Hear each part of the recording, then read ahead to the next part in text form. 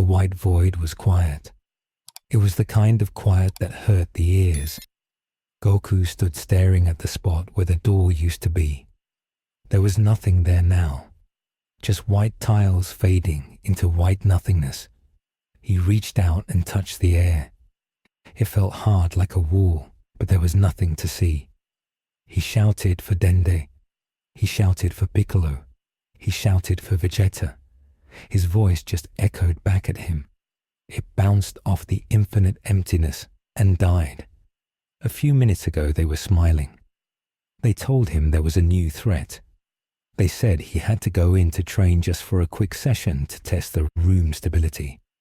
They said they would wait right outside, but as soon as he stepped in, the heavy stone door slammed shut. Then the presence of the door vanished entirely from his senses. He powered up. His golden aura exploded around him. The floor shook violently. He punched the empty space where the exit was. The dimension trembled, but it did not break. He fired a Kamehameha.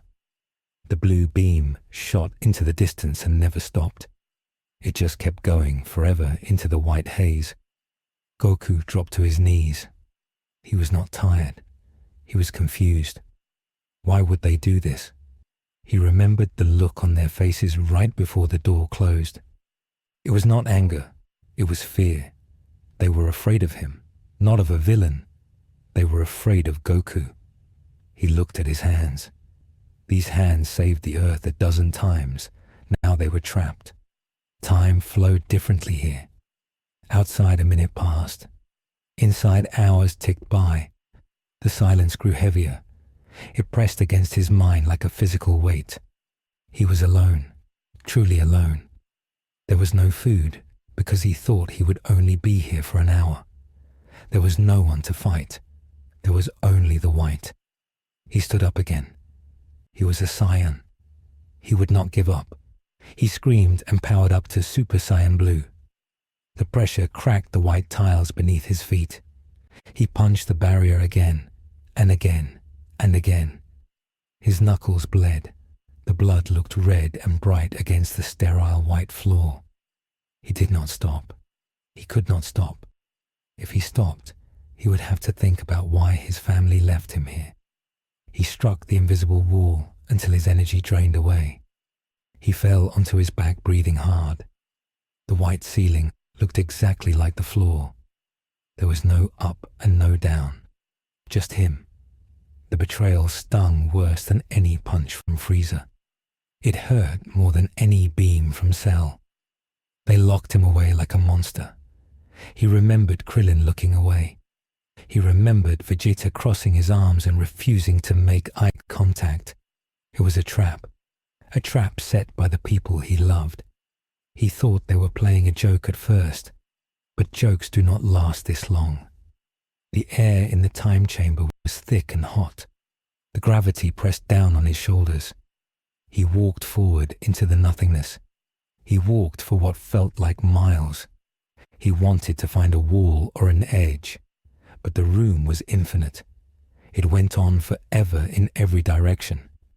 He stopped and looked back. The spot where the door vanished was gone too. He had lost his orientation. There was no north or south. There was only here. He sat down on the cold tile. He tried to sense energy outside. He put 2 fingers to his forehead to use instant transmission. He searched for Gohan.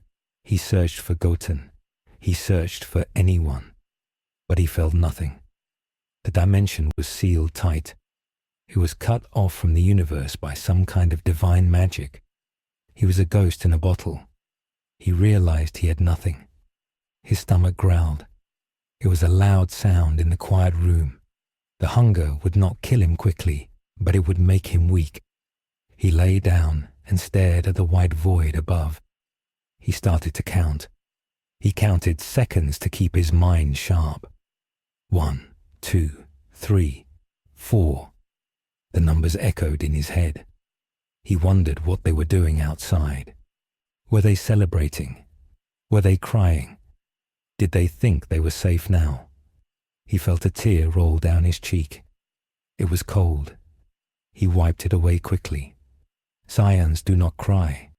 Saiyans fight. But there was nothing to fight here except the silence. And the silence was winning. The white burned his eyes. He closed them tight, but he could still see the brightness. It pierced through his eyelids. He curled into a ball. The greatest warrior in the universe was now a prisoner, and his jailers were his best friends. The anger in his chest grew hotter. It was a small flame now, but it had plenty of fuel. He would survive.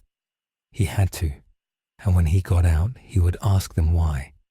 He would ask them why they threw him away.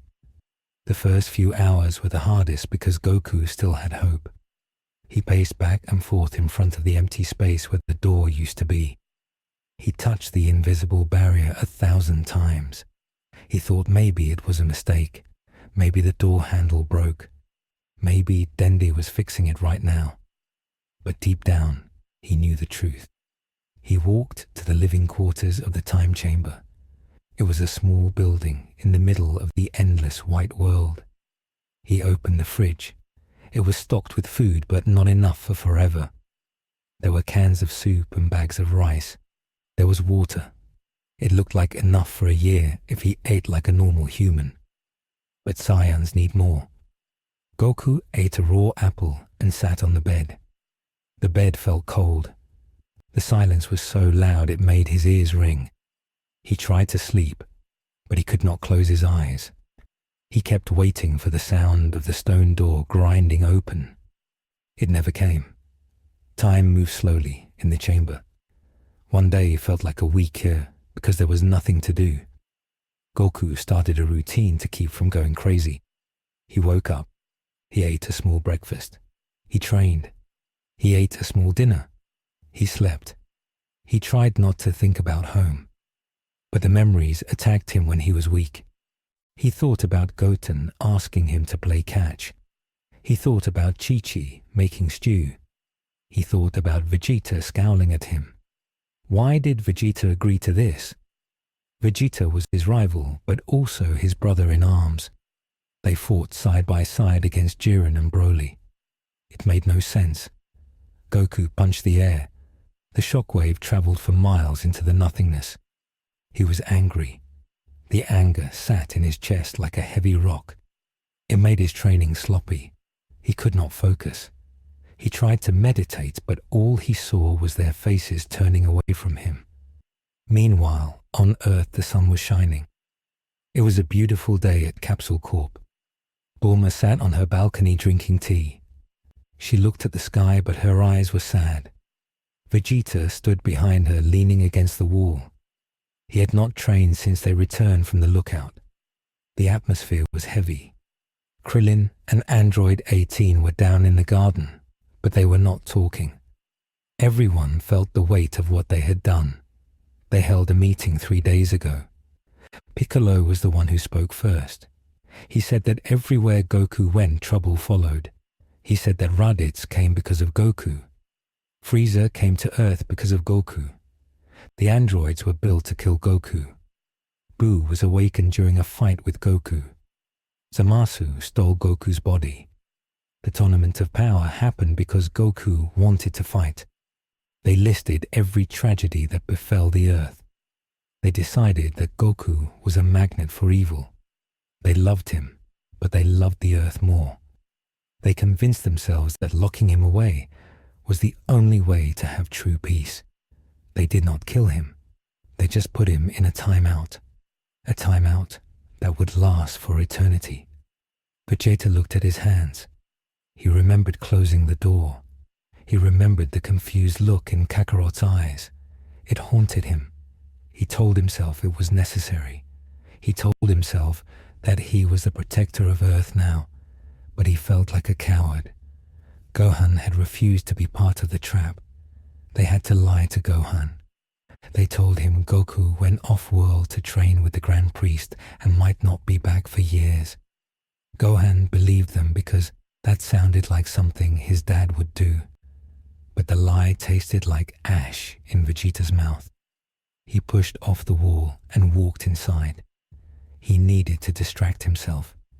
He went to the gravity room. He turned it up to 500 times Earth's gravity. He needed the pain to drown out the guilt. Back in the time chamber, a year had passed for Goku. 1 year of isolation. The food was getting low. He had rationed it carefully. He ate only once a day now. His body was thinner. His muscles were hard and wired. His GI was torn and dirty. He had no soap to wash it. He smelled like sweat and dust. The worst part was the voice. He started talking to himself just to hear a sound. He narrated his punches. He told jokes to the empty air. Then he started hearing answers. Sometimes he heard Krillin laughing. Sometimes he heard Chi-Chi yelling at him to wash up. He would turn around quickly, hoping they were there. But there was only the white void. The hallucinations were cruel. They gave him a second of joy before crushing him back into reality. Goku sat cross-legged on the white tiles. He was trying to sense the edge of the dimension again. He realized that the time chamber was not just a room. It was a pocket of space created by magic. If it was made by magic, it could be broken by power, but not just raw power. He had tried screaming and blasting. That did not work. He needed to understand the frequency of the dimension. He needed to tune his energy to match the room. He closed his eyes. He stopped trying to push his Kai out. Instead, he pulled the energy of the room in. The air here was thick with divine energy. It was ancient. He breathed it in. It tasted stale and dry. He focused on the vibration of the atoms around him. He sat there for 3 days without moving. He was learning patience. The old Goku would have gotten bored. The new Goku had no choice. On Earth, a week passed. 7 years inside the chamber. The Z fighters gathered for a dinner at Bulma's house. It was supposed to be a celebration of peace. No aliens had attacked. No gods had threatened to destroy the planet. It was quiet, but the dinner was awkward. Yamcha tried to tell a joke, but no one laughed. Piccolo stood in the corner with his arms crossed, staring at the floor. He was the one who destroyed the door mechanism from the outside. He smashed the control panel to dust, so no one could ever open it again. He did what had to be done, but he missed his friend. He looked at Gohan, who was playing with Pan. Gohan looked happy. He thought his dad was off becoming stronger. He didn't know his dad was rotting in a white hell.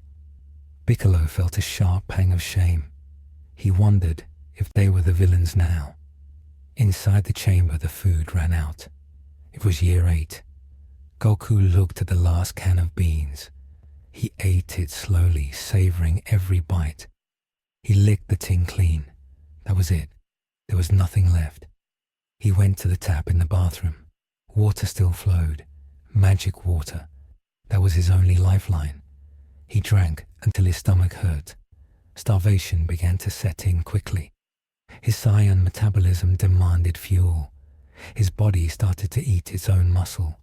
He felt weak. He lay on the floor, unable to stand. He thought he was going to die. He thought this was the end. He closed his eyes and waited for the darkness, but the darkness did not come. Instead, a fire woke up inside him. It was his god Kai. When his physical body failed, his divine energy took over. Super Saiyan God was not just a transformation. It was a state of being. He transformed into the red-haired form. The fire healed his cells. It sustained him. He realized he did not need food if he stayed in this form. He could feed on the divine energy of the chamber itself. He stood up. He felt different. He was no longer running on calories. He was running on pure power. This changed everything. He did not need to sleep as much. He did not need to eat. He was becoming less human and more like a force of nature. He began to train again. But this time, he did not train to get stronger for a fight. He trained to survive. He practiced his movements with zero wasted energy. Every step had to be perfect. If he wasted energy, he would starve. He moved like water. He punched without sound. He dodged imagined attacks with a shift of his weight. He was refining his instinct. Ultra instinct was difficult to maintain because it required a calm heart. His heart was not calm. It was full of betrayal. So he found a new path. He focused on cold precision. He buried his emotions deep down. He locked the pain in a box in his mind. He became a machine of combat. 10 years passed inside. 10 days outside. Goku had grown a beard. His hair was long and wild. His clothes were rags. He barely looked like Goku anymore. He looked like a wild animal. He sat in the center of the void, floating a few inches off the ground. He was meditating on the nature of the barrier. He could feel the texture of the wall now, even from miles away. It was made of warped space-time. It was solid, but it had seams. Tiny microscopic seams where the magic was stitched together. He focused on one seam. He poured his mind into it. He wanted to widen it, just a little. He pushed with his mind. The seam did not budge. He added more power. His aura flared up. The room shook. The seam remained closed. He was not strong enough yet. He needed more power. He needed to go beyond his limits again. But he had no opponent to push him. He had to be his own opponent. He created a clone.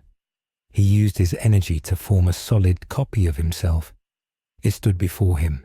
It had the same cold eyes, the same long hair. They looked at each other. No words were spoken. They clashed. The impact created a shockwave that tore up the tiles for 100 yards. They fought with lethal intent. The clone knew every move Goku knew. Goku had to invent new moves on the fly. He had to adapt to himself. They fought for hours until both were exhausted. The clone faded away. Goku lay on the broken floor, bleeding. He smiled for the first time in a decade. He was getting stronger. On Earth, a month passed. 30 years inside. The world was peaceful. The Z-fighters had relaxed. They started to believe they made the right choice. Vegeta was training Trunks in the gravity room. Trunks was asking about Goku. He asked why Goten's dad never visited. Vegeta paused.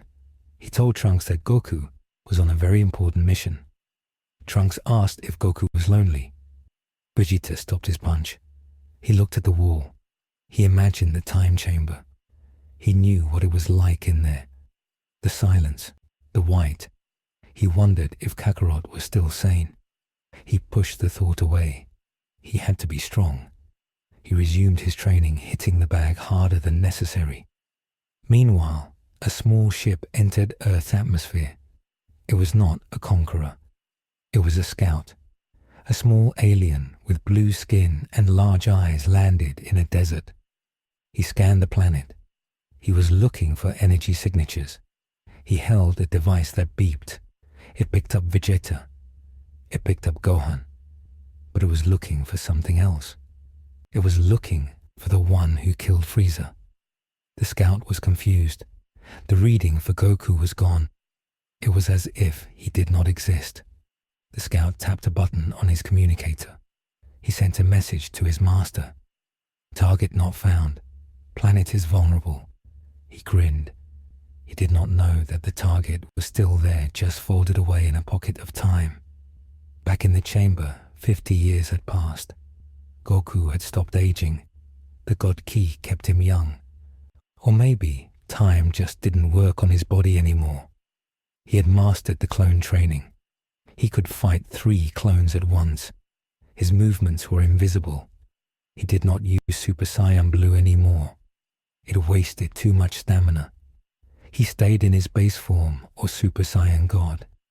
He had learned to condense his power. He did not let it leak out. He kept it all inside his body. His skin became harder than steel. He was building pressure, like a bomb waiting to go off. He spent years walking to the edge of the infinite room. He found that if he walked long enough, The white started to turn grey. The air became thinner.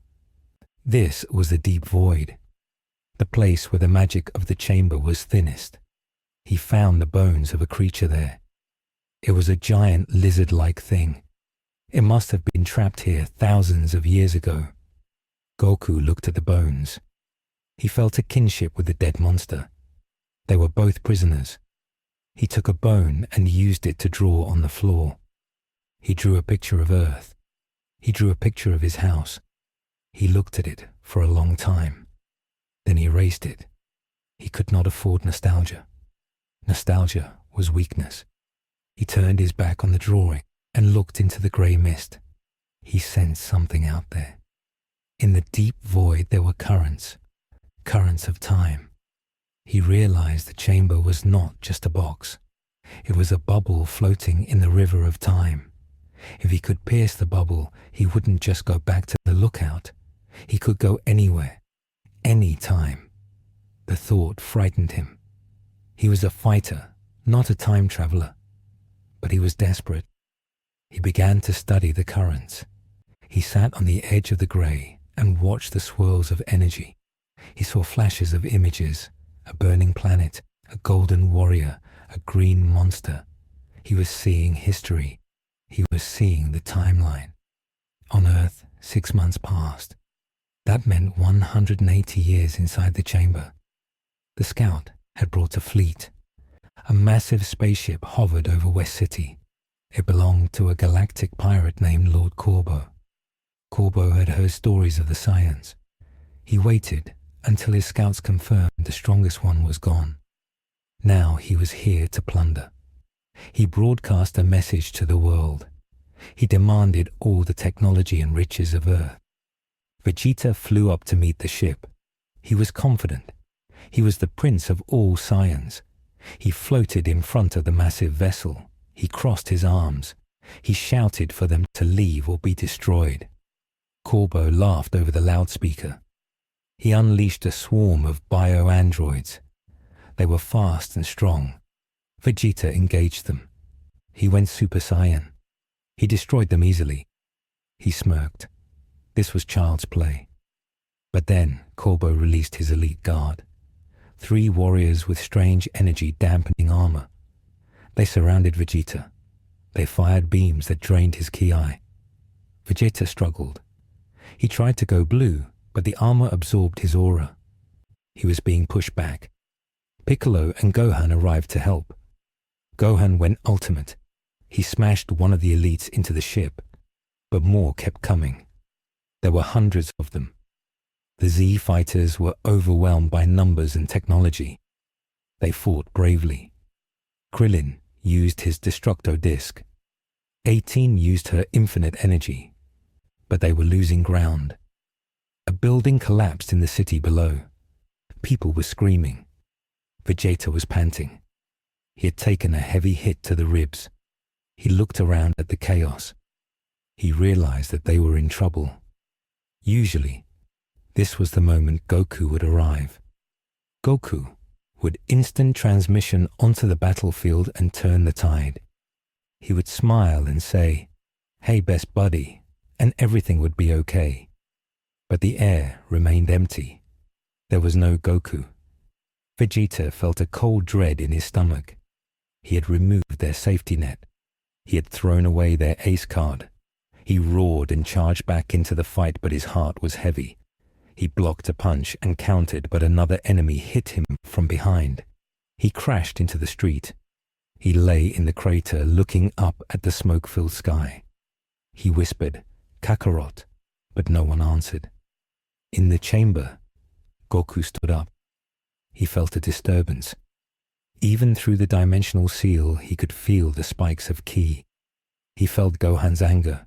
He felt Vegeta's pain. It was faint, like a whisper from another room. But he heard it. He walked to the center of the grey void. He had spent the last century preparing for this. He had honed his body into a weapon of absolute destruction. He had sharpened his mind into a needle. He was not the same Goku who walked in. That Goku was goofy and merciful. This Goku was ancient and tired. He raised his hand.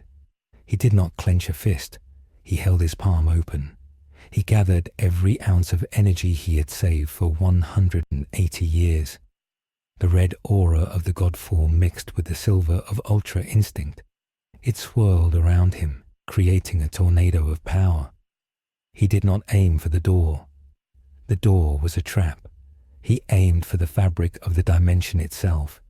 He focused on the weakness he had found, the seam in the reality.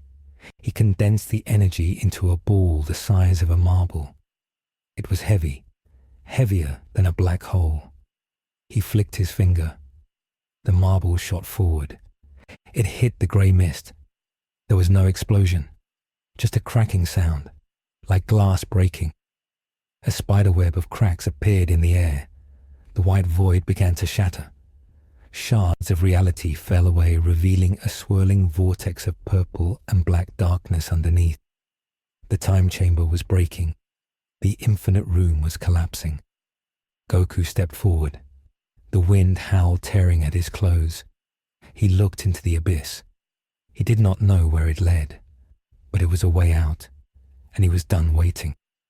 He stepped into the darkness, and the white world behind him crumbled into dust. The space between dimensions was not empty.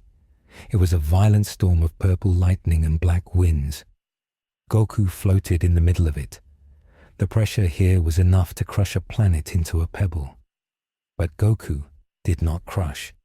He was a diamond forged in 180 years of isolation. He pushed against the current of time. He could feel the timeline of his universe like a rope pulling him. He grabbed the rope with his mind.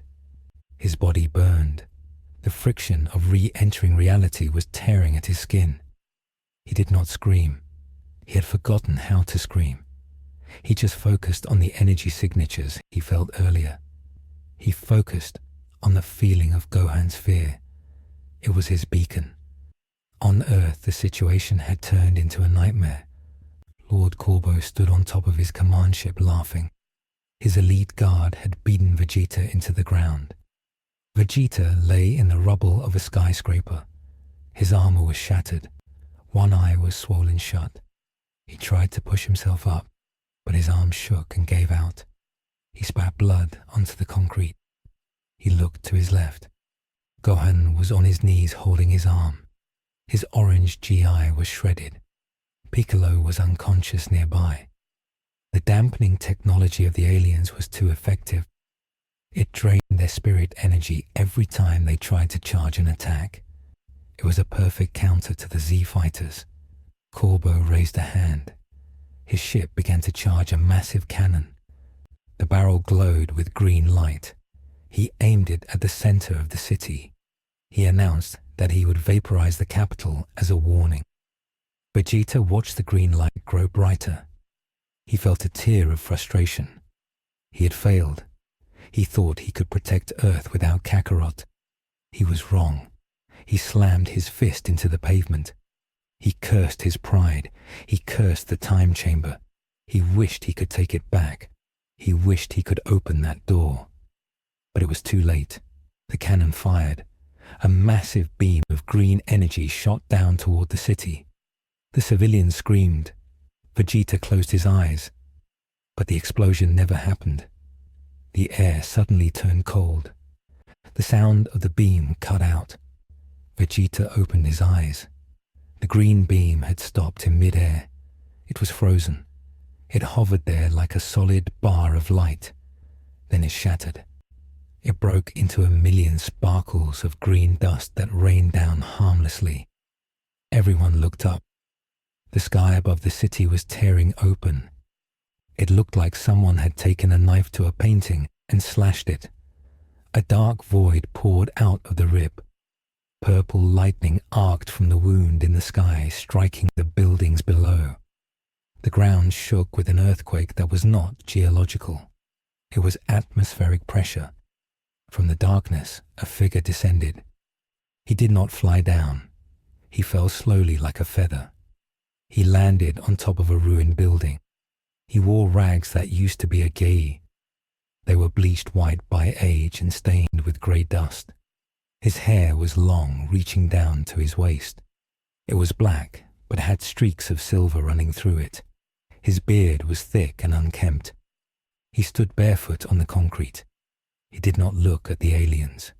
He did not look at the city. He looked at his hands. He flexed his fingers slowly, as if testing the gravity. Vegeta stared. He could not breathe. He recognized the key, but it felt wrong. It felt ancient. It felt like standing next to a star that was about to die. It was heavy and sad. He whispered the name. Kakarot. Lord Corbo did not know who this wild man was. He was annoyed that his attack was stopped. He shouted an order. 5 of his elite guards flew toward the figure. They activated their dampening fields. They drew energy blades. They were fast, faster than sound. They converged on Goku from all sides. Vegeta yelled a warning. He told Goku about the armor. He told him not to let them touch him. Goku did not react to the warning. He did not even look up. The first elite swung a blade at Goku's neck. The blade hit Goku's skin and shattered. It sounded like glass hitting a mountain. The elite stared in shock. Goku slowly turned his head. His eyes were dark. There was no sparkle in them, no joy of battle, just a cold void. Goku raised one finger. He flicked the elite in the forehead. It was a casual motion, like flicking away a fly. The impact was catastrophic. The elite's helmet exploded. His body was launched backward with so much force that he broke the sound barrier instantly. He flew across the city and crashed into the alien mothership, punching a hole through the hull. The other 4 elites froze. They had never seen power like that. They tried to drain his energy. They turned their dampeners to maximum. Goku stood there. He let them try. The machines whirred and whined. They tried to suck the ki out of him. But his ki was not flowing like a river. It was solid like a rock. They could not take it. Goku took a deep breath. He exhaled. The force of his breath created a shockwave. It blew the 4 elites away like leaves in a hurricane. They tumbled through the air, crashing into buildings. Goku looked down at Vegeta. Vegeta flinched. He expected Goku to smile. He expected a thumbs up. He expected Goku to say he was late. But Goku just looked at him. His face was blank. It was the face of a stranger. Then Goku looked away. He looked at the mothership. He bent his knee slightly. The building beneath him turned to dust instantly. He launched himself into the air. He did not fly with a generic aura. He moved by kicking the air itself. Each step sounded like a cannon blast. Boom, boom, boom. He ascended toward Corbo. Corbo was terrified. His scanners were broken. The number on the screen kept rolling over until the device smoked. He ordered the ship to fire everything. Turrets spun around. Hundreds of lasers and missiles fired at the incoming man. Goku did not dodge. He flew straight through the barrage. The missiles hit him and exploded. The lasers struck his chest. He walked through the fire as if it was mist. He emerged from the smoke without a scratch. He landed on the deck of the command ship. Corbo backed away. He tripped over his own cape. He pleaded for mercy. He said he would leave. He said he would give them gold. Goku tilted his head. He seemed to be listening to a language he hadn't heard in a long time. He spoke. His voice was raspy. It sounded unused. He asked one question. He asked if Corbo intended to kill the people below. Corbo stuttered. He tried to lie. Goku did not wait for the answer. He knew the truth. He raised his hand. A small sphere of red energy appeared. It was the size of a baseball. He dropped it. It fell onto the deck. It melted through the metal floor. It melted through the decks below. It went straight to the core of the ship. Goku turned around and jumped off. He landed back on the street next to Gohan. Behind him, the massive mothership began to implode. It crumpled in on itself. The metal groaned and twisted. Then it vanished in a silent flash of light. There was no debris. The energy ball had erased it completely. Silence fell over West City. The dust settled. The remaining alien soldiers fled in their escape pods. They knew the battle was over. The Z-fighters gathered their strength. They limped towards Goku. Gohan was the first to reach him. He had tears in his eyes. He called out to his dad. He said he thought he was gone forever. He reached out to hug him. Goku took a step back. The movement was small, but it built a wall between them. Gohan froze. His arms were still open. He looked at his father's face. He saw the grey in the beard. He saw the lines around the eyes. He saw the age. He realized this was not the dad who left a few months ago. This was an old man. Vegeta limped forward. He held his side. He looked at Goku with a mix of relief and guilt. He asked how he got out. He asked how long it had been. Goku looked at Vegeta. He held Vegeta's gaze for a long time. The silence stretched out. It became uncomfortable. It became painful. Finally, Goku spoke. He said 180 years. The number hung in the air. Gohan gasped. Krillin covered his mouth. 180 years. Solitary confinement. No human mind could withstand that. Vegeta turned pale. He did not know what to say. He expected anger. He expected Goku to scream at them, to fight them. But Goku was calm. That was worse. The calm was terrifying. It meant he had moved past anger. He was in a place beyond emotion. Goku looked around at the destroyed city. He looked at the people coming out of the rubble. He saw a mother holding a child. For a second, his eyes softened. He nodded to himself. Then he turned his back on the group. He began to walk away. Bulma ran up. She had arrived in a transport plane. She saw Goku and ran to him. She didn't know the truth about the betrayal. She thought it was an accident or a mission. She yelled his name. She asked where he was going. She said they had a feast ready. She said they needed to celebrate his return. Goku stopped. He did not turn around. He spoke over his shoulder. He said he did not belong there. He said he forgot how to be around people. He said the noise was too loud. Piccolo stepped forward. He was the one who understood the most. He could feel Goku's mind. It was a fortress. The walls were high and thick. Inside there was a storm of memories.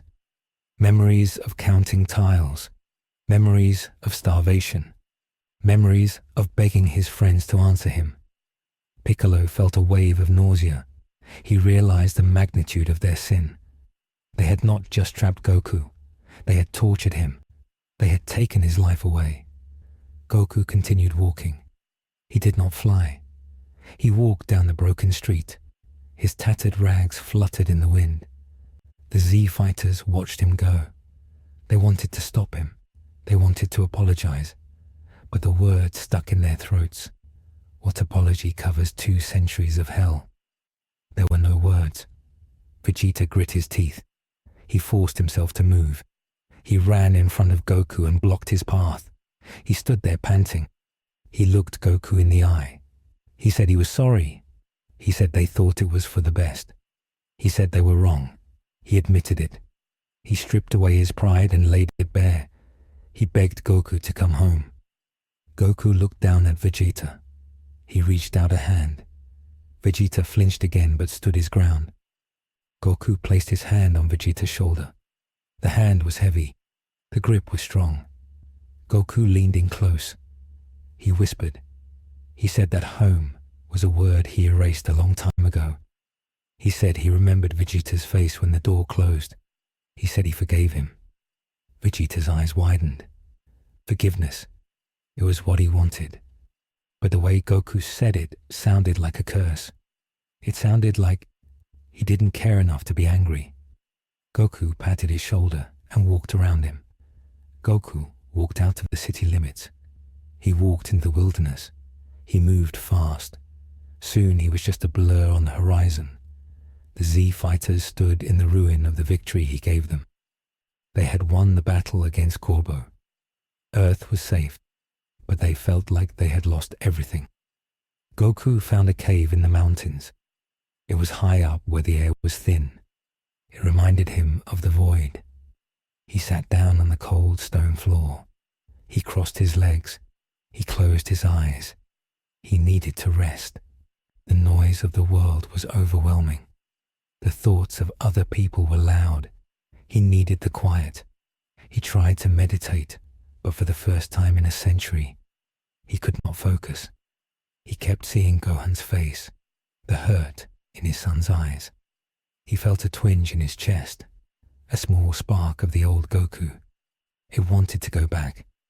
It wanted to eat a big meal and laugh. But the new Goku crushed it. That life was over. He was a different creature now. He was a creature of the void. He looked at his hand. He summoned a small ball of ki. It swirled with a strange color. It was not blue or red. It was violet, the color of destruction, but also the color of creation. He had tapped into something new in the chamber, something forbidden. The Grand Priest would not like it. The angels would not like it. He sensed energy approaching. It was Whis. The angel had arrived on Earth. He must have felt the dimensional breach. Goku did not move. He waited. Whis appeared at the mouth of the cave. He held his staff. He looked at Goku with a serious expression. Usually Whis was playful. Not today. Whis spoke. He said that Goku had broken a fundamental law. He said that mortals cannot tear holes in the time chamber. It weakens the fabric of the universe.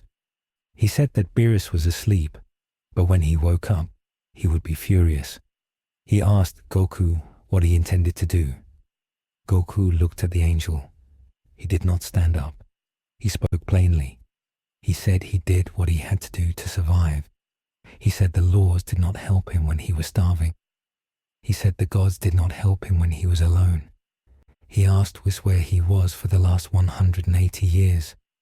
Whis paused. He had no answer. The gods were not omniscient. They did not watch every moment. But Whis knew this was a failure of the divine hierarchy. A mortal of Goku's level should not have been discarded. Whis sighed. He said that actions have consequences. He said that the hole in the sky was not fully closed. Things might come through. Things from the spaces between universes. Goku stood up. He walked to the edge of the cave. He looked out at the world. The sun was setting. It was beautiful. He had forgotten what a sunset looked like. He told Whis that he would handle it. He said he broke it so he would fix it. But he would do it his way. He said he was done taking orders from gods. Whis raised an eyebrow.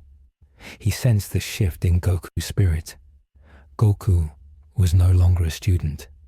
He was a master of a harsh and lonely path. Whis warned him that if he went rogue, the destroyer would have to intervene. Goku chuckled. It was a dry, dusty sound. He said, "Let Beerus come." He said he could use the exercise. Whis disappeared. He went to report to the Grand Priest. Goku was alone again. He sat back down. He knew peace was not an option. The breach in the sky was pulsing. He could feel it. Something was scratching at the door he left open. He had to prepare. He had to be the guardian in the shadows. He could not be the hero in the spotlight anymore. That role belonged to Gohan and the others. They wanted to protect Earth without him. Fine. He would let them try. He would watch from the dark, and he would only step in when the darkness threatened to swallow them all. Night fell. The stars came out. Goku looked at them. He named them one by one. He remembered the names from his space travels. He felt a connection to the cold vacuum of space. It was more like home than Earth was. He closed his eyes and drifted into a light sleep. He dreamed of the white room. He dreamed of the silence. He woke up sweating. The trauma was deep. It would not fade quickly. He stood up and walked into the deeper parts of the cave. He needed to train. He needed to be ready. The breach was widening, and the first monster was about to come through. Back at Capsule Corp, the mood was funereal. No one ate the food. Bulma was crying in her lab. She had reviewed the security footage of the betrayal. She saw Vegeta and the others lock the door. She was furious. She slapped Vegeta. She yelled at Krillin. She threw them all out of her house. She said they were monsters. Vegeta sat on the grass outside. He looked at the stars. He knew she was right. They had created a monster to stop a perceived threat, and in doing so, they had lost their greatest friend. He sensed Goku's ki in the mountains. It was faint and cold. It felt like a tombstone. Vegeta clenched his fist. He vowed to fix this. He would find a way to reach Kakarot, even if it took another 100 years. But the universe would not wait. High above the atmosphere, the crack in reality pulsed. A black slime began to drip from it. It coalesced into a shape. It had no eyes. It had only a mouth full of needle teeth. It sniffed the air. It smelled power. It smelled the god Ki on the planet. It screeched, a sound that could not be heard but felt. It dove toward the surface. It was not a warrior. It was a parasite. And it was hungry. The consequences of the shattered timeline were beginning. The first trial of the new era had arrived, and the Z fighters were broken and divided. The creature from the rift did not have a name. It was a fragment of the space between universes. It was made of hunger and cold slime. It moved through the shadows of West City. It avoided the streetlights. It could sense energy. It felt the bright burning fires of the Saiyans. It wanted that fire. It wanted to wear it like a coat.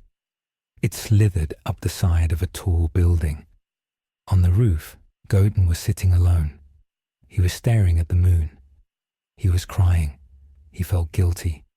He knew his family had lied to his father. He felt like he should have asked more questions.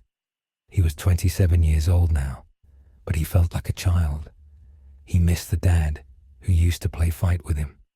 He wiped his eyes. He did not hear the wet sliding sound behind him. The slime lunged. It did not bite. It poured itself over Goten. It covered his mouth so he could not scream. It covered his nose. It slid into his ears. Goten panicked. He flared his golden aura. He went Super Saiyan instantly. The roof exploded. Concrete turned to dust. Usually this would blow an enemy away, but the slime loved the energy. It drank the golden light. It turned the light black. Goten's aura shifted from gold to a bruised purple. His eyes rolled back. The slime seeped into his pores. It wrapped around his nervous system. It tapped into his brain. It found his memories. It found his fighting skills. It took the wheel. Trunks was flying nearby. He saw the explosion. He felt Goten's ki spike, but it felt twisted. He flew down fast. He landed in the smoke. He called out to his best friend. He asked if he was okay. A figure walked out of the dust. It looked like Goten, but his skin was grey. His veins were black and pulsing. His eyes were completely white. He smiled. It was a smile that stretched too wide. Trunks stepped back. He asked what happened. The thing that was Goten did not speak. It raised a hand. A blast of dark energy shot out. It hit Trunks in the chest. Trunks flew backward and crashed through 3 office buildings. He lay in the rubble coughing blood. That was not a spar. That was a kill shot. Vegeta and Gohan felt the disturbance. They were still at Capsule Corp. The energy signature was Goten's, but it was mixed with something foul. It felt like the Void Goku had brought with him. They looked at each other. They flew at top speed. They arrived to see the city burning. The possessed Goten was floating in the air. He was firing random blasts into the streets. He was laughing, but the laugh sounded like two voices. One was Goten screaming. The other was a wet, gurgling sound. Gohan flew up to him. He was horrified. He shouted Goten's name. He told him to snap out of it. The creature looked at Gohan. It tilted its head. It spoke with Goten's voice. It said, "Big brother." It said it was hungry. It flew at Gohan faster than Goten had ever moved. It punched Gohan in the stomach. Gohan folded. He gasped. The punch was heavy. It carried the weight of the dark dimension. Gohan recovered and kicked the creature away. He did not want to hurt his brother. He held back. The creature sensed the hesitation. It capitalized on it. It fired a beam that burned Gohan's arm. Vegeta arrived. He assessed the situation instantly. He saw the black slime pulsating on Goten's skin. He knew what it was. It was a parasite. He yelled at Gohan.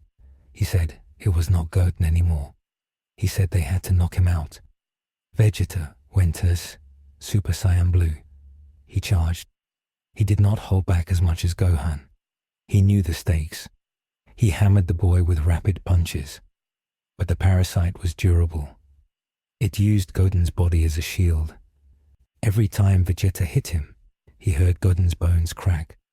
It made Vegeta flinch. The parasite laughed again.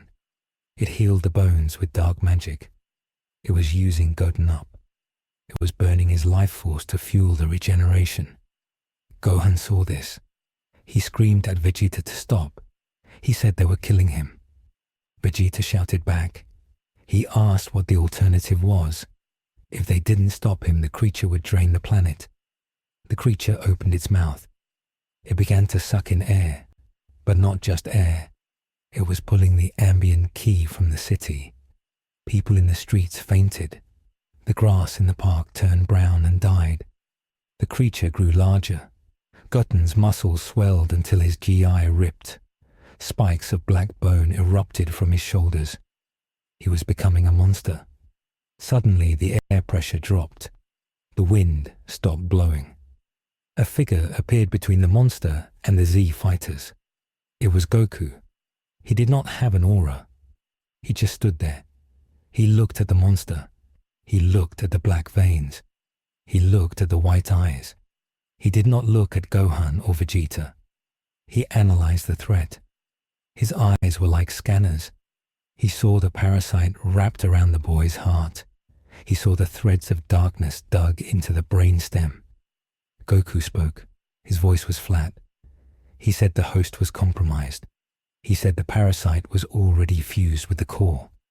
He raised his hand. He pointed his palm at his son. A ball of violet energy formed. It crackled with the power of destruction.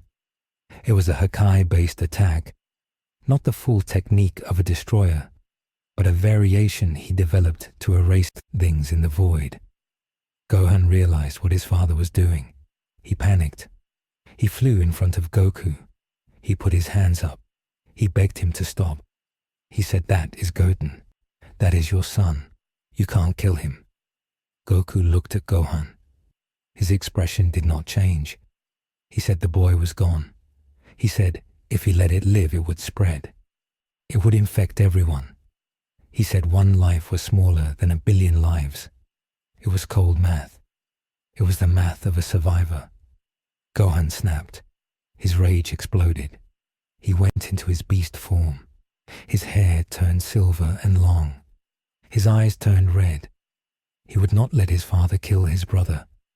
He punched Goku. It was a full force strike to the face.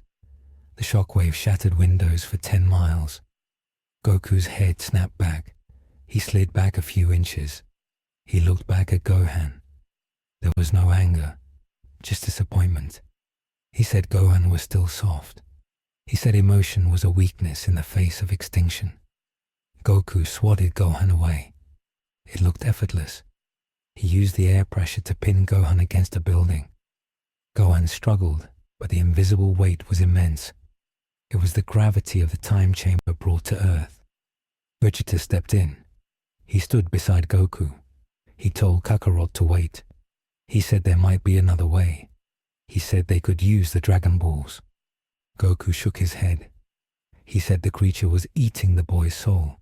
If they waited, there would be nothing left to save. The Dragon Balls cannot restore a soul that has been digested. The monster roared. It sensed a threat from Goku. It charged a massive ball of negative energy. It fired it at Goku. Goku did not dodge. He caught the blast with one hand. He crushed it. The energy dissipated into smoke. Goku walked forward in the air, step by step. The monster looked afraid. It had never felt fear before. It tried to run. Goku appeared in front of it instantly. He grabbed the monster by the throat. The black slime sizzled where Goku touched it. His god ki was burning the parasite. Goten screamed. It was his real voice. He screamed, "Dad, help me." The sound cut through the silence. Gohan yelled from the wall. Vegeta looked away. Goku paused. He looked into the white eyes. He saw a flicker of his son. He remembered holding Goten when he was a baby. He remembered the smell of the baby powder. The memory tried to surface. It tried to make his hand shake, but Goku forced it down. He locked it in the box. He tightened his grip, but he changed his aim. He did not fire the blast through the chest. He moved his hand. He formed a blade of ki. It was thin, razor sharp. It vibrated at a frequency that could cut atoms. He planned to perform surgery, combat surgery. It had a 10% chance of working. It had a 90% chance of killing Goten. But those were the best odds he had. He moved faster than light. He thrust his hand into the monster's chest. Goten gasped. Gohan screamed. Goku's hand went through the skin and muscle. He grabbed the core of the parasite. It was wrapped around Goten's heart. The parasite bit Goku's hand inside the chest. It tried to infect him. Goku flared his aura. The heat inside the chest cavity was intense. He burned the parasite off the heart. He ripped his hand out. He was holding a black pulsating blob. Goten fell. He fell from the sky like a stone. There was a hole in his chest. It was cauterized by the heat, but it was deep. Vegeta caught him before he hit the ground. He checked for a pulse. It was faint, very faint. He shouted for a senzu bean. Krillin was already flying in. He threw a bean to Vegeta. Vegeta crushed it and put it in Goten's mouth. He massaged his throat to make him swallow. Goku hovered in the air. He held the black blob. It was screeching. It tried to crawl up his arm. Goku looked at it with disgust. He closed his fist. A pulse of violet light flashed. The blob was erased from existence. There was no dust. It was just gone. Goku looked down. He saw Goten cough. The hole in his chest closed up. The color returned to his skin. Goten opened his eyes. He looked terrified. He looked up and saw his dad. He started to cry. He reached out his hand. Goku did not go down. He wiped the black blood from his hand onto his rags.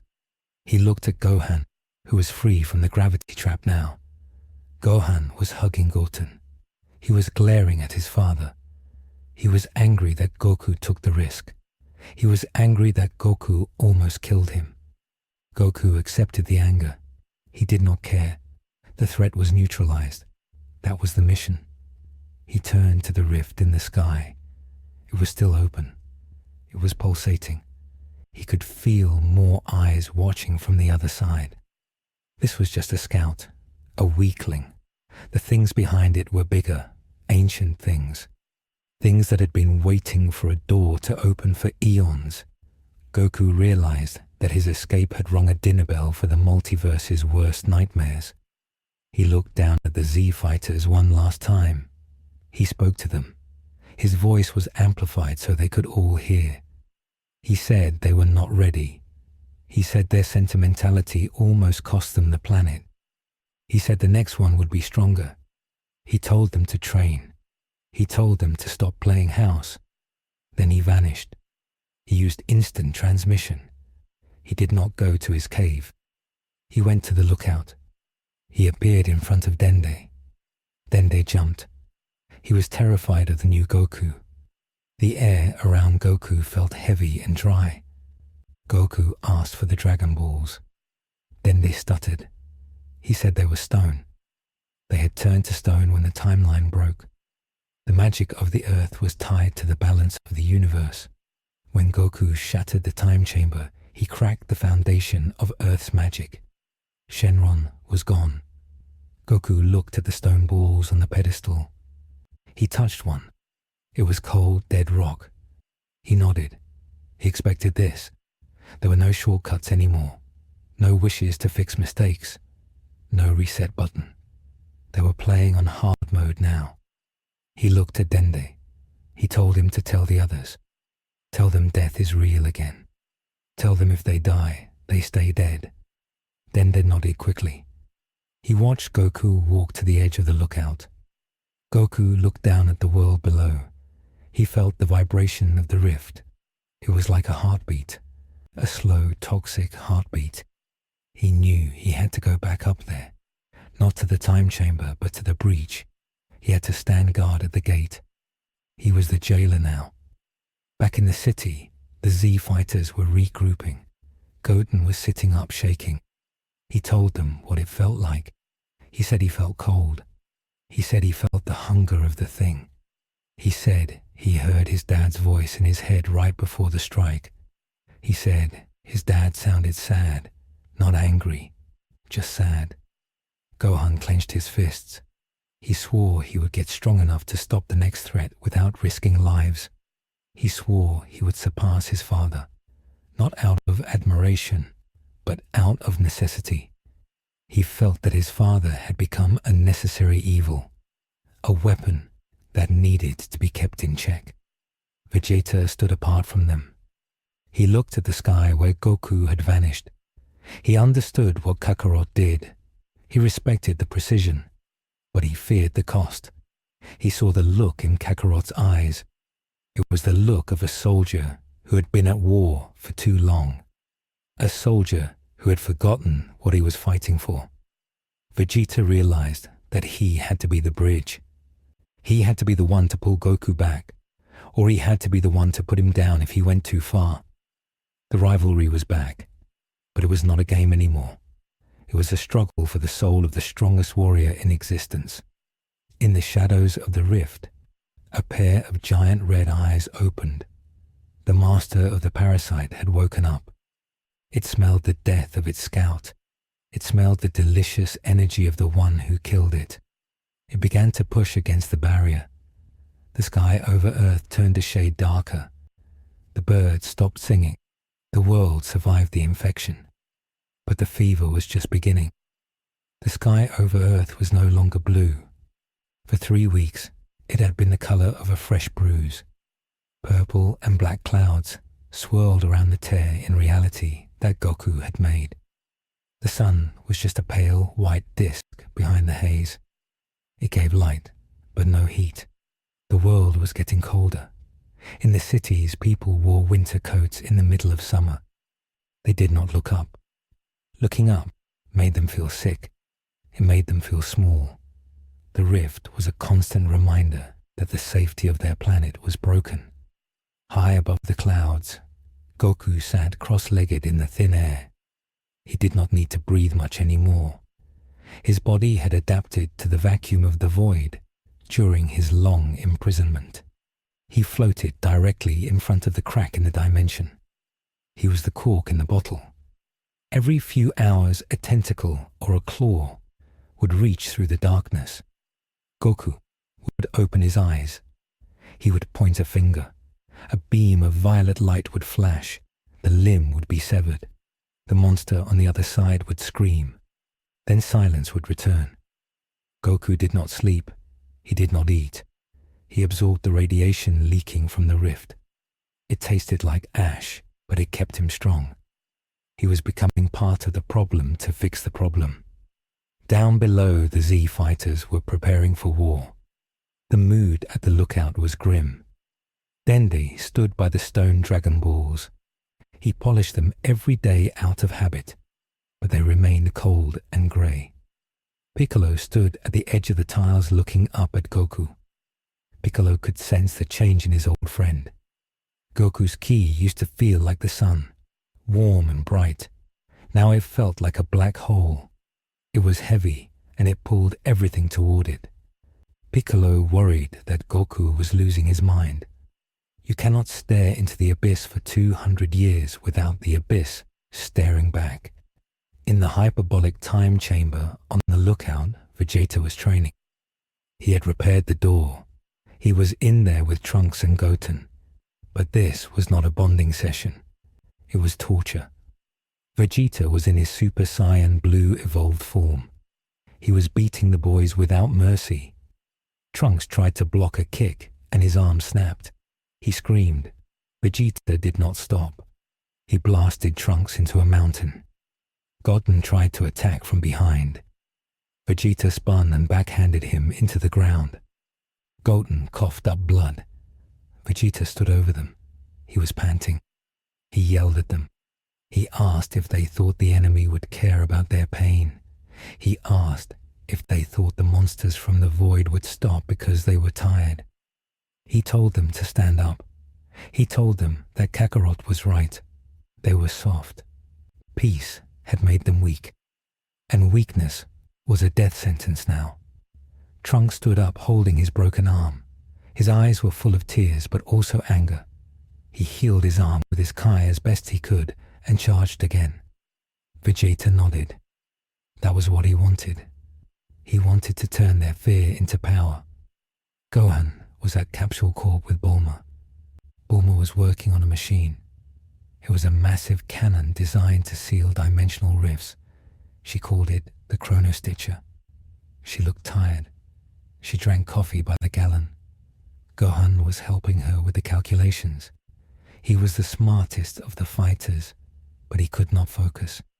He kept thinking about the look in his father's eyes when he almost killed Goten. It wasn't the violence that scared Gohan. It was the lack of hesitation. His dad had done the math and decided Goten was expendable. Gohan clenched his pen until it snapped. He promised himself he would find a way to save the world without becoming a monster. He would prove his father wrong. Suddenly, the alarms at Capsule Corp blared. The sky turned pitch black. The purple clouds began to spin faster. The rift was opening wider. Goku stood up in the stratosphere. He felt it. A massive surge of energy was pushing through. It was not just one beast this time. It was an army. Goku flared his aura. The silver and red light illuminated the darkness. He prepared to fire a massive blast to push them back. But the enemy was smart. They did not come through the front door.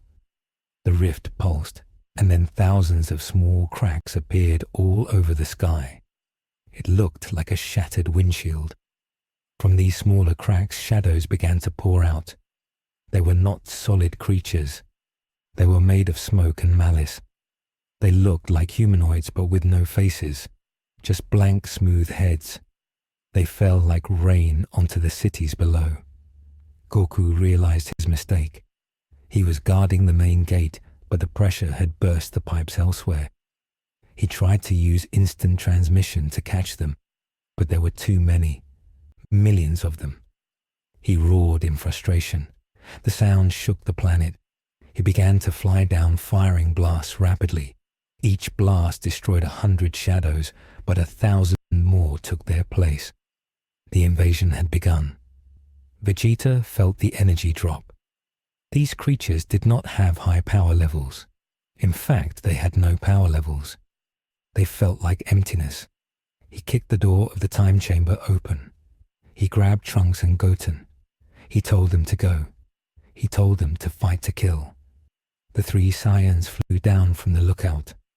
The shadows landed in West City. They did not attack buildings. They attacked people. A shadow would wrap itself around a civilian. The person would not scream. They would just turn grey. Their eyes would go hollow. Then they would collapse.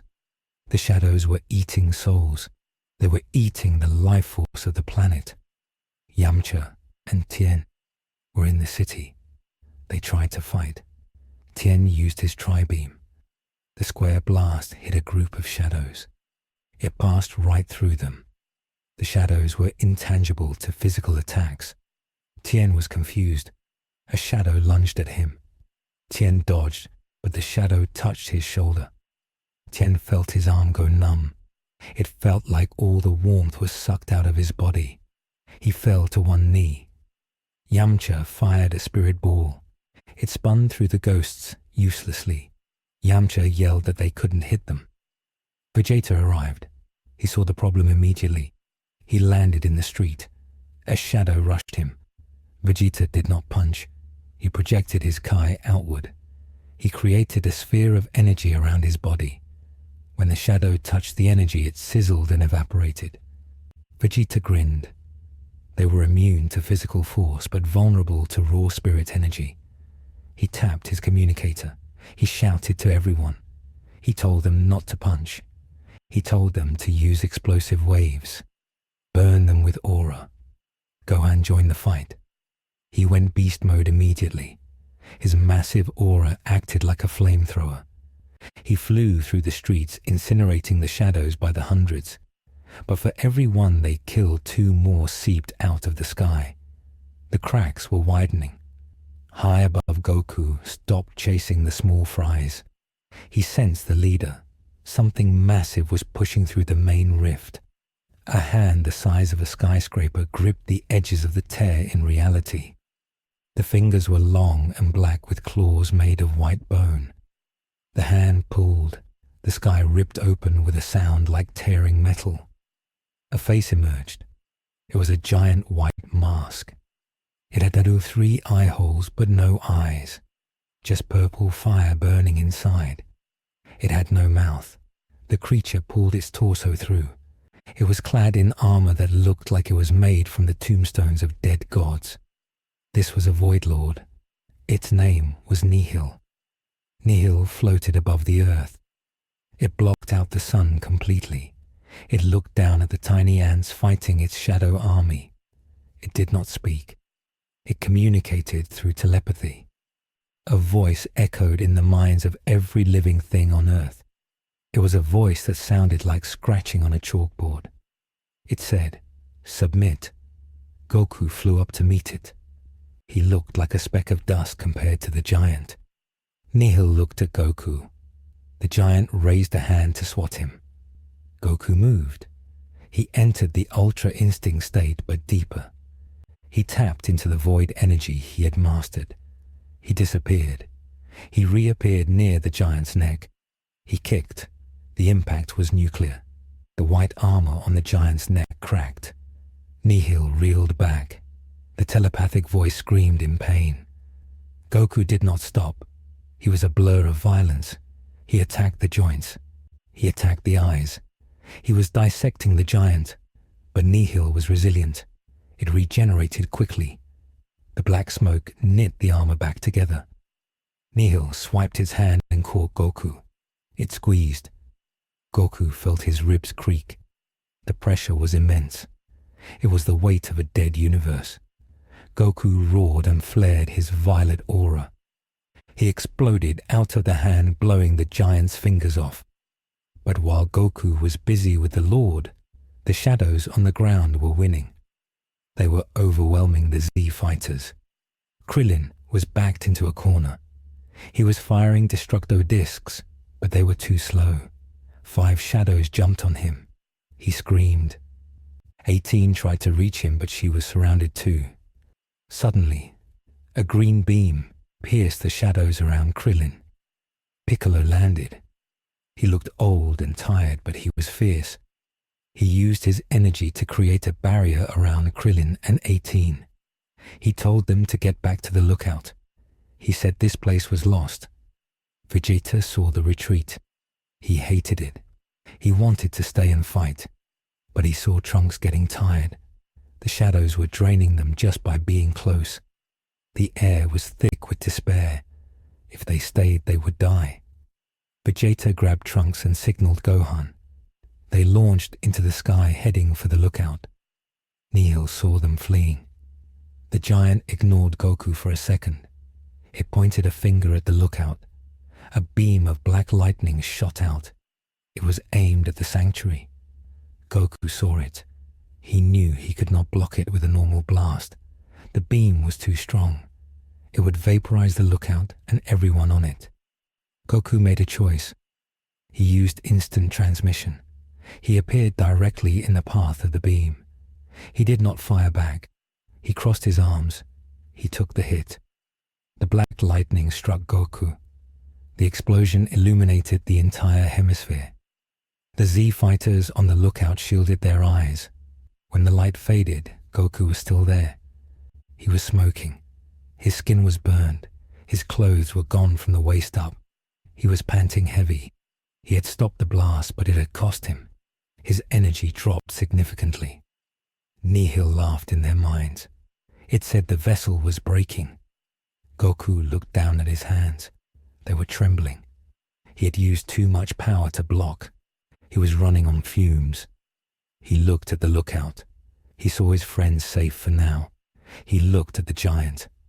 He realized he could not win this way.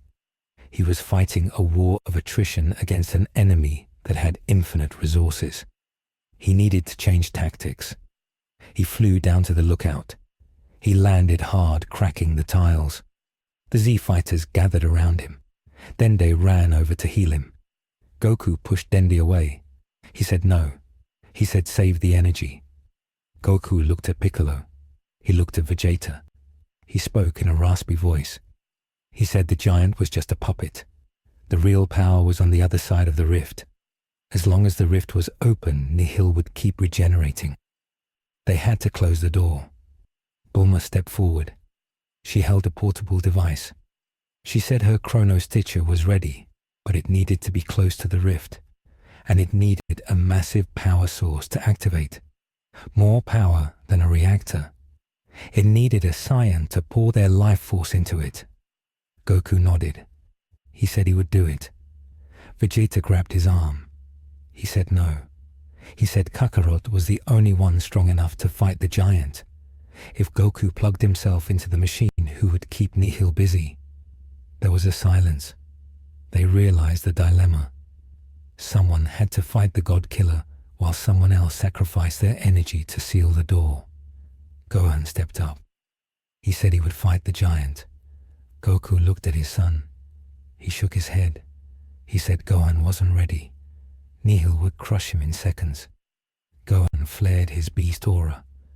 The red lightning crackled. He shouted that he didn't have a choice. He said he was not the weak kid anymore. He said he would buy them time, even if it killed him.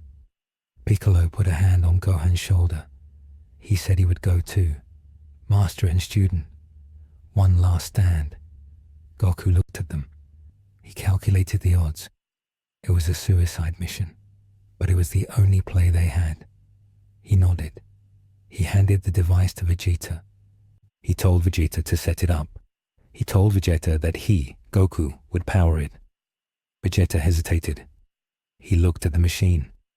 He knew that draining a Saiyan's life force to seal a dimension usually meant death. He looked at his rival. He saw the acceptance in Goku's eyes. Goku was tired. He had been fighting for 2 centuries. He was ready to end it. Vegeta took the device. He gritted his teeth. He said, "Don't die, Kakarot." Goku didn't answer. They launched. The plan was set. Gohan and Piccolo flew straight at Nihil. The giant swatted at them. Gohan dodged and landed a massive kick on the giant's nose. It didn't do much damage, but it got Nihil's attention. Piccolo fired a special beam cannon into the giant's eye. The giant roared. It focused on the 2 ants. Meanwhile, Goku and Vegeta flew to the edge of the rift behind the giant. Vegeta set up the device. It was a complex array of pylons. He activated it. The machine hummed. It needed the input. Goku grabbed the handles of the machine. He began to pour his God Ki into it. The machine glowed white. The rift began to shrink. The purple cloud started to recede. Nihil felt the door closing. The connection to its power source was being cut. It panicked. It turned around. It ignored Gohan and Piccolo. It raised both hands to crush the machine and Goku. Gohan saw this. He screamed. He flew in front of the giant's hands. He pushed back with everything he had. He was holding back the weight of a falling sky. His bones cracked. His nose bled. He screamed in exertion. Piccolo saw Gohan failing.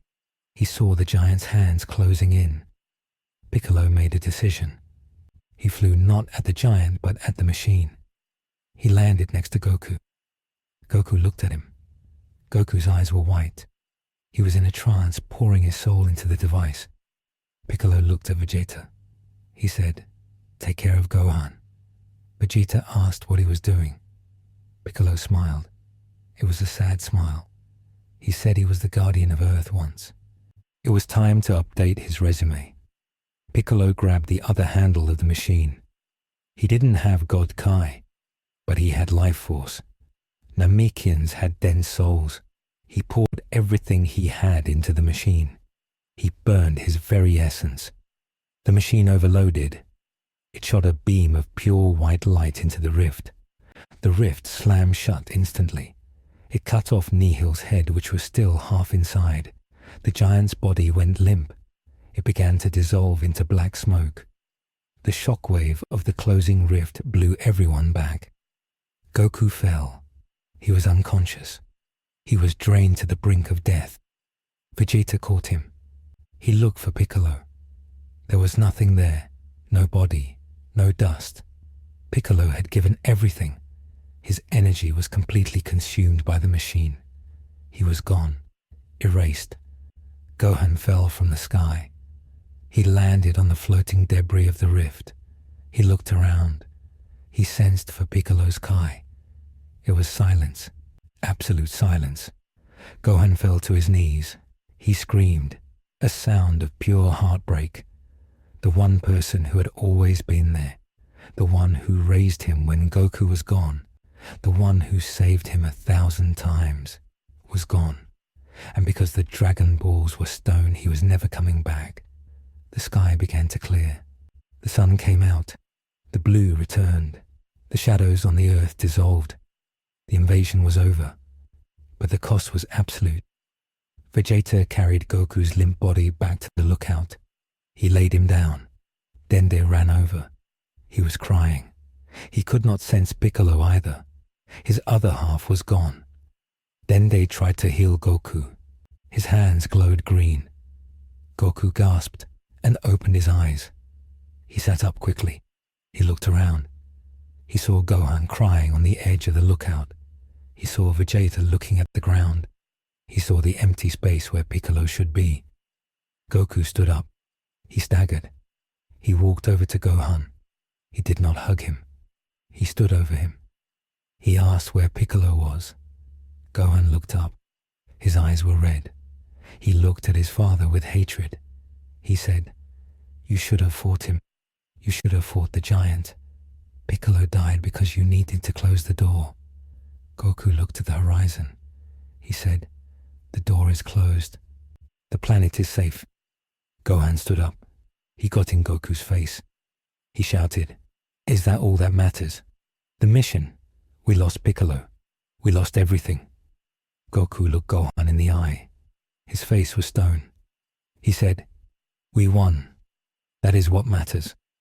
Loss is the price of victory." Gohan pulled back his fist to punch Goku again. But he stopped. He saw something in Goku's eyes. He saw that Goku was not cold because he didn't care. He was cold because if he felt anything, he would break. Goku was holding on by a thread. Gohan lowered his hand. He turned away.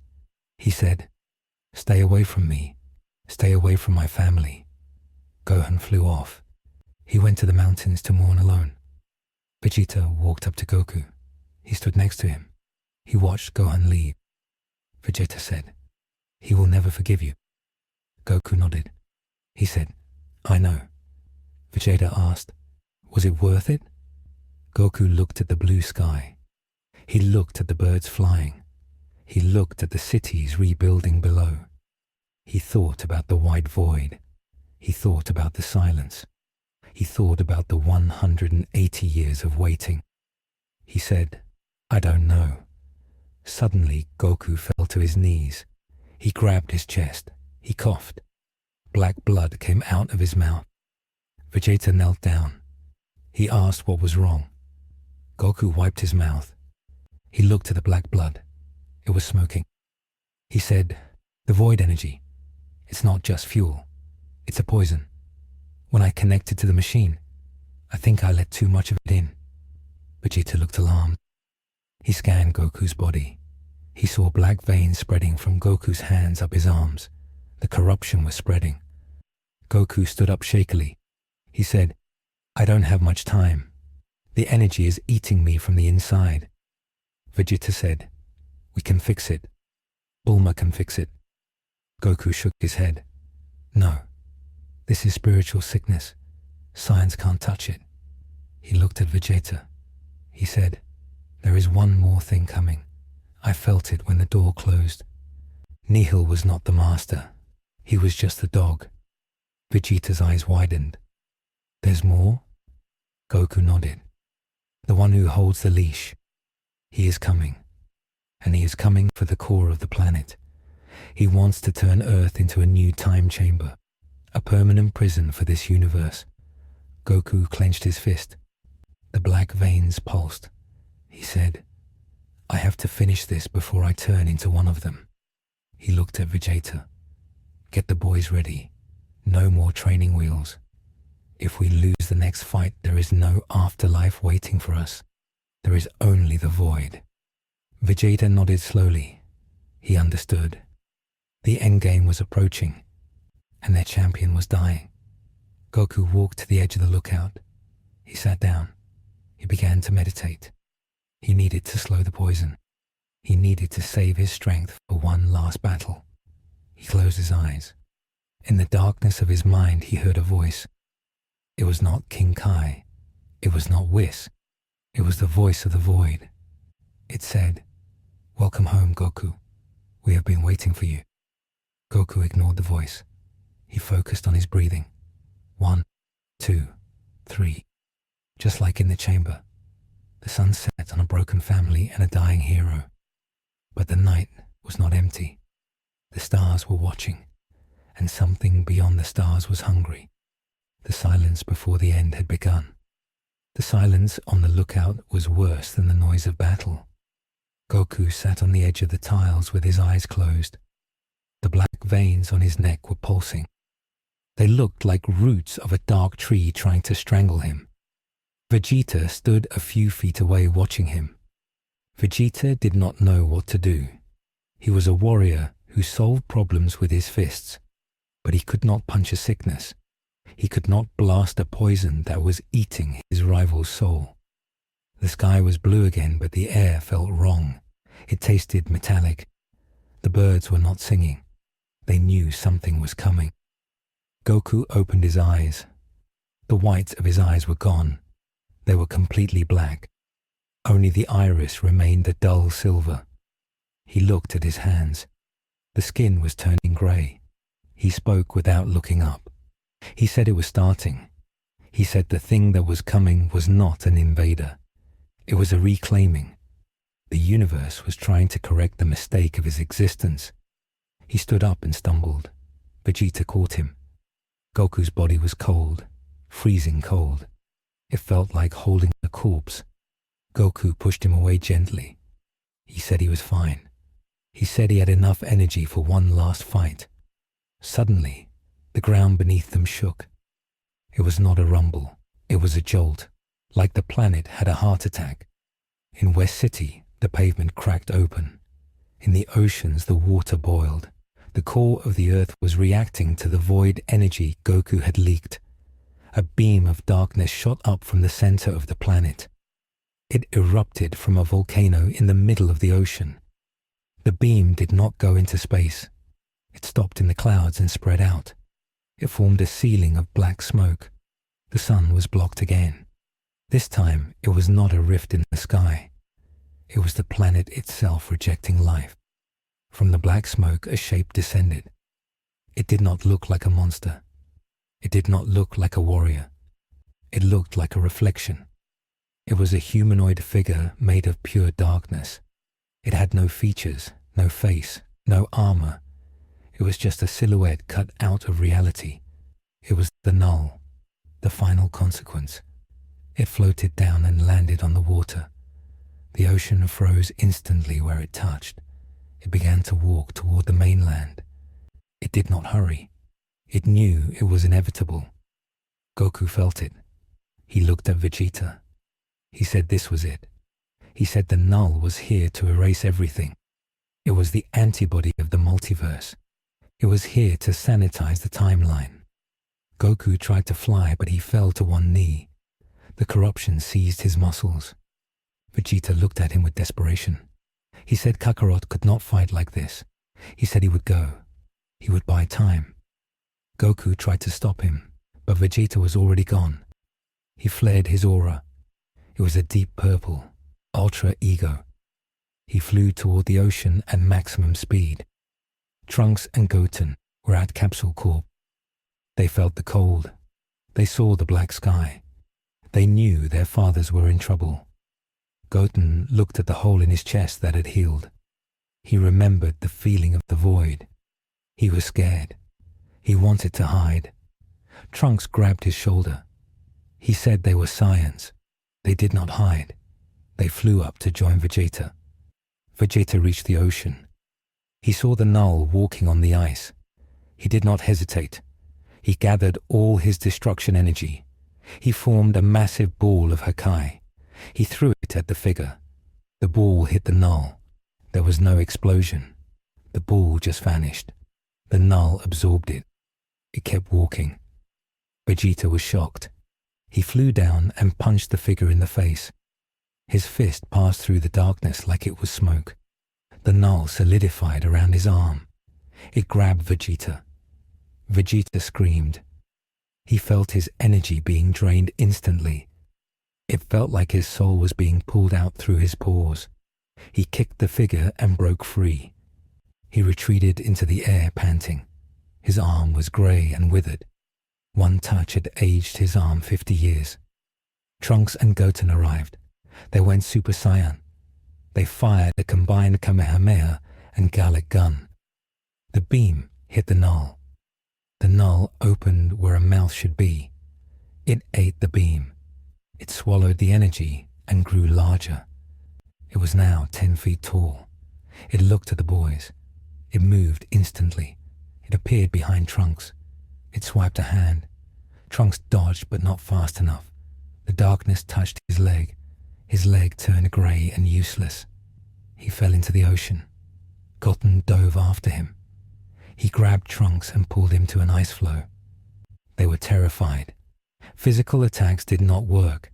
Energy attacks made it stronger. Vegeta roared. He knew he had to change tactics. He could not beat it with power. He had to beat it with will. He dove at the Null.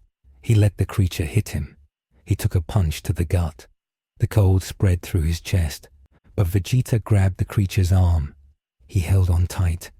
He ignited his spirit. He burned his very life force. He tried to blow himself up. He was going to use the final explosion, the same move he used against Buu.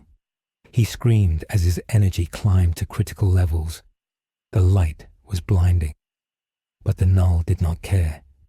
It placed a hand on Vegeta's forehead. The light died. The explosion was snuffed out like a candle. The Null drained Vegeta completely. Vegeta's hair turned back to black. Then it turned grey. His skin wrinkled. He fell onto the ice. He was an old man now, too weak to move. He looked up at the black face. He whispered an apology to Bulma. The Null raised a foot to crush his head. A red blur slammed into the Null. It was Gohan. He was in his beast form. His hair was silver and massive. His eyes were red with bloodlust. He had been watching from the mountains.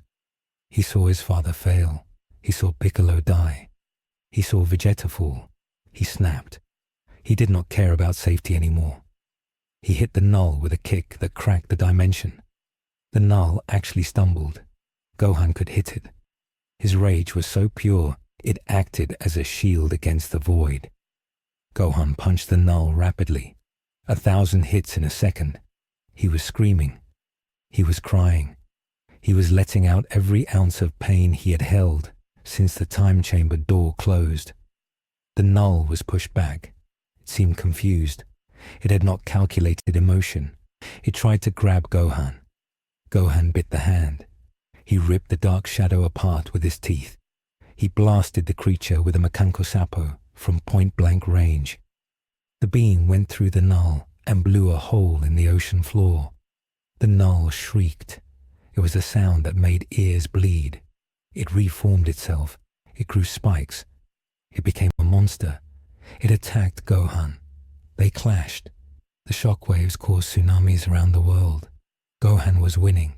He was stronger, but he was getting tired. The rage burned bright, but it burned fast. Goku was watching from the lookout. He saw Gohan fighting. He saw the power. He smiled weakly. His son had surpassed him, but he knew it wasn't enough. The Null was infinite. Gohan was finite. Eventually, Gohan would burn out, and when he did, the Null would eat him. Goku stood up. The black veins had reached his face. He looked like a demon. He walked to the edge of the lookout. He looked at the stone dragon balls. He whispered goodbye. He used instant transmission. He appeared on the ice battlefield. Gohan was on his knees. He was panting. His aura was flickering. The Null was towering over him, ready to strike. Goku stepped in between them. He did not raise his fists. He stood with his arms down. The Null stopped. It recognized Goku. It recognized the flavor of the energy. They were the same. Gohan looked up. He saw his father's back. He saw the black corruption pulsating. He shouted for Goku to leave. He said he didn't want his help. Goku did not turn around. He spoke softly. He said he was proud of Gohan. He said Gohan was the protector Earth needed. But this enemy was not for a protector. This enemy was for a monster. And Goku was the only monster left. Goku looked at the Null. The creature hesitated. It sensed the trap. Goku began to power up. But he did not reach for Super Saiyan. He did not reach for Ultra Instinct. He reached into the sickness. He grabbed the void energy that was killing him, and he pulled it to the surface. He let the corruption take over. His hair turned pitch black. His skin turned grey. His eyes glowed purple. He lost his humanoid shape for a second, then pulled it back together. He had become a Void Saiyan, a creature of the empty dimension. The Null roared and attacked. It fired a beam of darkness. Goku caught it with one hand. He crushed it. He walked toward the Null. The ice did not crack under his feet. He floated slightly above it. He punched the Null. The Null did not turn to smoke. It shattered. It felt pain. Goku's energy was cancelling out the Null's immunity. Goku grabbed the Null by the neck. He slammed it into the ice. He dragged it through the frozen ocean. He was brutal. He was not fighting for sport. He was fighting for extermination. He threw the Null into the air. He flew up above it. He clasped his hands together. He charged a Kamehameha. But the light was black. It sucked the light from the sky. It was a black hole Kamehameha. He fired it. The beam hit the Null. The creature screamed as it was torn apart atom by atom. The beam drove the creature deep into the Earth's crust. It pushed it all the way to the core. Goku realized the mistake. If he destroyed the Null in the core, he would destroy the Earth. He stopped the beam. The Null was broken, but still alive. It was regenerating in the lava of the planet's center. It was drawing power from the Earth itself. It was becoming the planet. Goku floated in the sky. He breathed heavy. The black form was unstable. He was losing himself. He forgot his name for a second. He had to focus. He looked at Gohan. Gohan was helping the aged Vegeta stand up. They were watching him with fear. Not awe. Fear. Goku knew he could not go back to them. He was too dangerous. He made a decision. He would not destroy the Null. He would take it with him. He flew down into the crater. He flew through the mantle. He flew into the magma. He found the Null in the center of the earth. It was a massive parasite wrapped around the core. It hissed at him. Goku flew straight at it. He opened his arms. He hugged the monster. The Null struggled. It tried to eat Goku. But Goku was eating it back. He was absorbing the Null into his own body. He was becoming the vessel for all the darkness. He screamed. It was agony. His body was being ripped apart and stitched back together 1,000,000 times a second. He pulled the Null off the core. He absorbed every drop of the void energy. He flew back up. He erupted from the crater. He hovered in the sky. He was glowing with a blinding purple light. He was huge. His power was limitless. He had combined the strength of the Time Chamber survival with the raw power of the Void Lord. He was a god of destruction in the truest sense. The sky began to clear. The black clouds dissolved. The sun shone bright and warm. The sickness in the earth faded. The birds started singing again. The battle was over. The enemy was gone. It was all inside Goku now. Goku lowered himself slowly. He landed on a cliff overlooking the ocean. He shrank back to his normal size. But he did not look normal. His skin was pale white. His hair was permanently white now, not from age but from the energy. His eyes were purple voids. He looked like an angel but fallen. Gohan flew up to the cliff. He stood 10 feet away. He was afraid to get closer. Vegeta leaned on Trunks. They landed too. They watched the stranger who used to be their friend. Goku looked at them. He tried to smile. It was difficult. His face felt stiff. He spoke. His voice sounded like it came from a deep well. He said it was done. He said the timeline was clean. Gohan took a step forward. He asked if Goku was okay. He asked if he could be healed. Goku shook his head. He said there was no healing this. He said he was not Goku anymore. He was the cage. He was holding the Null inside him. If he died, the Null would be released. If he stayed on Earth, his presence would poison the planet. He was a walking reactor of antimatter.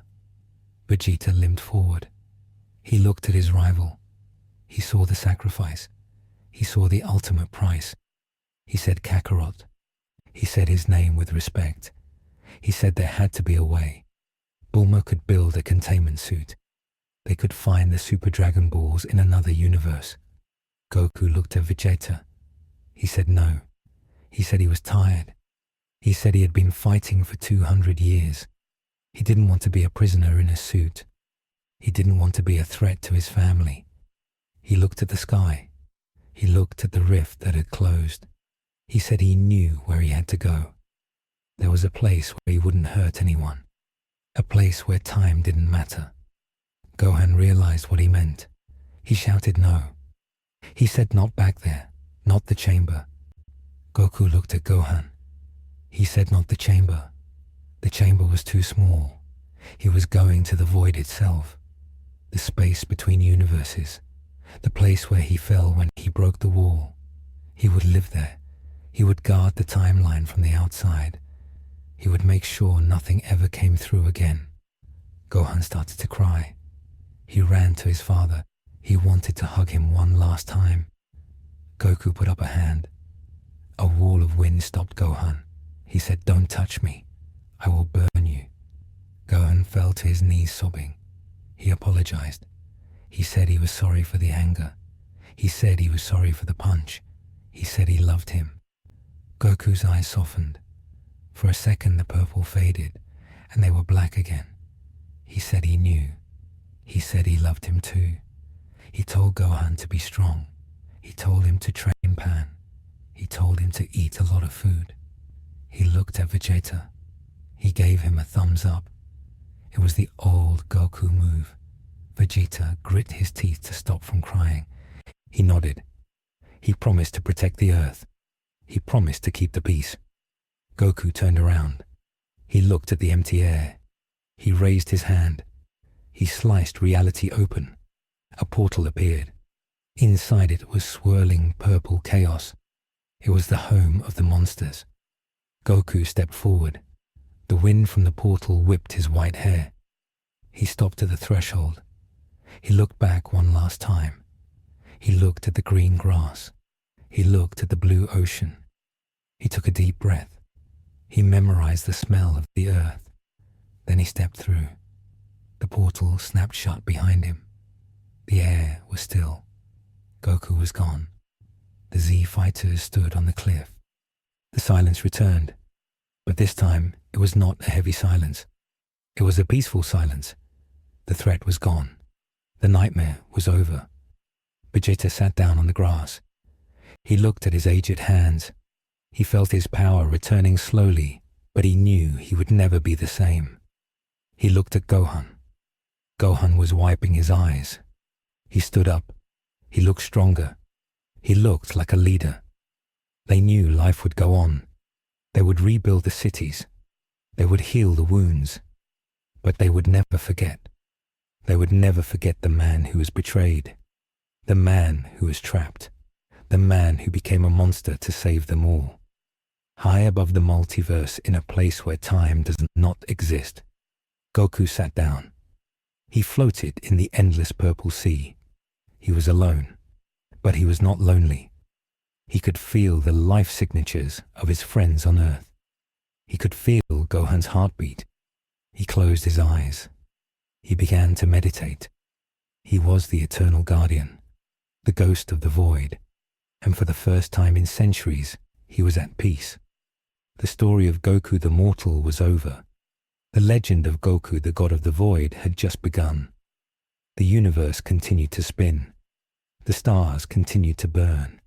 And somewhere in the space between them, a warrior watched over it all, waiting for the day he might be needed again. But for now, he slept. And in his sleep, he dreamed of a simple dinner with his family before the door ever closed. The memory was fading, but he held on to it. It was the only thing he had left, the light in the darkness. 5 years passed since the day the sky turned black. The grass on the cliff where Goku departed had grown back thick and green. It was the only place on Earth that felt truly quiet. The rest of the world had moved on. Cities were rebuilt with stronger materials. Technology leaped forward thanks to Capsule Corp sharing the defensive schematics. But the magic was gone. The 7 Dragon Balls sat on a velvet cushion in the center of the lookout. They were grey, heavy stones. Dende dusted them every morning, but he never sensed a pulse. When Piccolo died, the connection was severed. When Goku broke reality, the bridge to the dragon was burned. Death was final now. The people of Earth learned to live with mortality again. They drove slower. They loved harder. They knew there was no reset button waiting for them if they made a mistake. Vegeta sat in a chair on the balcony of Capsule Corp. He did not train in the gravity chamber anymore. His body still ached when it rained. The drain from the Null had taken decades off his lifespan. His hair was stark white, and his face was lined with deep wrinkles. He looked like a grandfather, not a warrior prince, but his eyes were sharp. He watched the yard where Pan and Bulla were sparring. Pan moved with a ferocity that reminded him of Gohan. Bulla had his own tactical mind. Vegeta corrected their stance with words, not fists. He was the general now, the strategist. He had accepted his retirement. He knew he could never reach the level Kakarot had achieved, and he didn't want to. He saw the price of that power. Gohan stood on the roof of the rebuilt Satan City High School. He wore his glasses. He was a scholar again, but under his suit he wore the weighted clothing. He never took it off. He was the strongest being in the universe now that his father was gone. It was a lonely title. He sensed every threat before it entered the solar system. He dealt with space pirates and stray meteors with a single blow. He did not play with his food. He eliminated threats with cold efficiency. The joy of the fight was gone. Fighting was just a chore like taking out the trash. He visited Chi-Chi every Sunday. She was quiet. She cooked for 2 instead of 50. She never asked if Goku was coming back. She knew. There was a statue in the center of West City. It was not of Hercule Satan. It was a statue of a man with wild hair looking up at the sky. The inscription did not have a name. It just said, "The Guardian." People left flowers there. They lit candles. They told their children stories about the ghost of the void. Some said he was a monster who ate the nightmares of the world. Some said he was a god who got tired of the divine rules. One night, Gohan flew to the cliff by the sea. Vegeta was already there standing with a cane. They didn't speak. They just looked up at the night sky. The stars were bright and clear. But if you looked closely with Saiyan eyes, you could see the spaces between the stars were darker than they used to be. There was a presence in the blackness, a silent watchman. Gohan felt a familiar energy brush against his mind. It was faint, like a radio signal from a galaxy away. It wasn't a message. It was just a feeling of safety. Vegeta tapped his cane on the rock. He said he was stubborn. He said he wouldn't die until Kakarot came back to say hello. Gohan smiled for the first time in months. He said Vegeta might live forever then. They turned back toward the lights of the city. The earth was scarred. The heroes were broken. The magic was dead. But they were alive. And somewhere in the infinite nothingness, the greatest warrior who ever lived was keeping the monsters at bay. The story of Dragon Ball was over. The story of the Void Walker would last until the end of time,